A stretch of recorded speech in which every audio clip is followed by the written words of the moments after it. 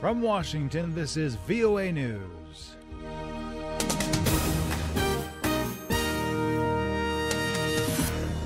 I'm Steve Miller. U.S. Secretary of State Rex Tillerson confirmed that North Korea has test-launched an intercontinental ballistic missile for the first time. Tillerson condemned the launch and said that testing an ICBM represents a new escalation of the threat to the United States, its allies and partners, the region, and the world.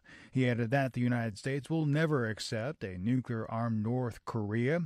The United States has requested an emergency meeting of the UN Security Council, and the council is expected to meet Wednesday. Portuguese authorities suspect international terrorists and arms traffickers are behind a theft last week at the country's national armory, VOA's Miguel Amaya. The suspicions have prompted the Attorney General's office to broaden the scope of its investigation into the theft of hand grenades, 9mm ammunition, and possibly other weapons. The defense minister called the theft a very professional job. Under Portugal's judicial secrecy law, no further information will be released about the open investigation.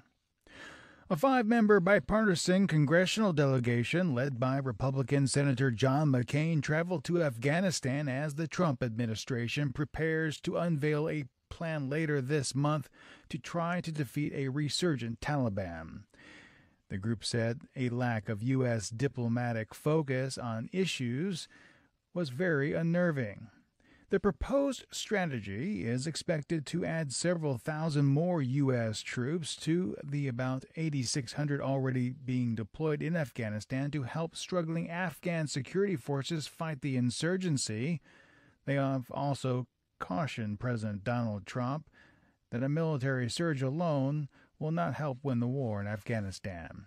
For instantaneous updates, be sure to follow VOA on social media. This is VOA News.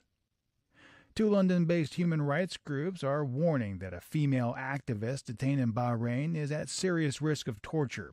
Amnesty International and the Bahrain Center for Rights and Democracy say Ebsitam Al-Say was arrested at her home Monday night by masked officers.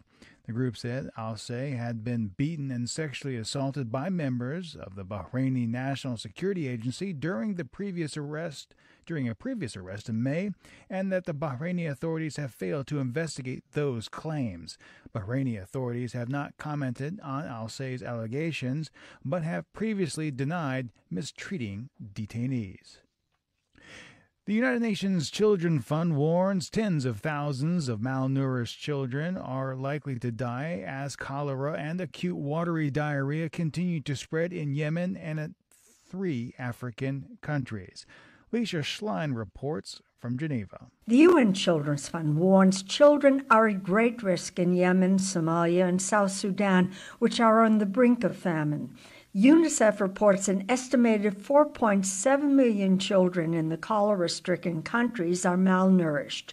Of these, UNICEF spokesman Christophe Bouillerac tells VOA more than 1 million are suffering from severe acute malnutrition. Let me remind you that a child who is suffering from severe acute malnutrition are 9 times more likely to die of disease than a well-nourished child. UNICEF says it also is extremely worried about an outbreak of acute watery diarrhea in Sudan, where the Federal Ministry of Health reports more than 20,000 cases of the disease, including over 400 deaths.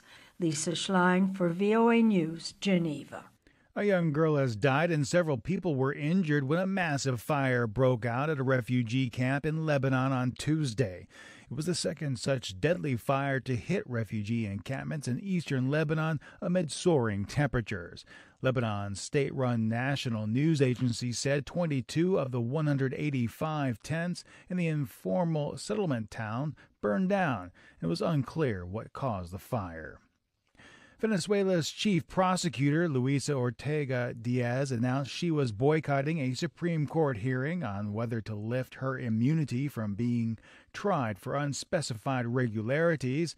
National Guard troops and riot police took up positions outside the court building in Caracas, where protests against Maduro's government have been raging almost daily for months.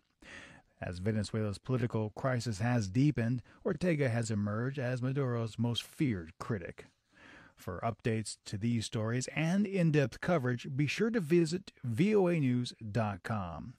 From Washington, D.C., I'm Steve Miller. That's the latest world news from VOA.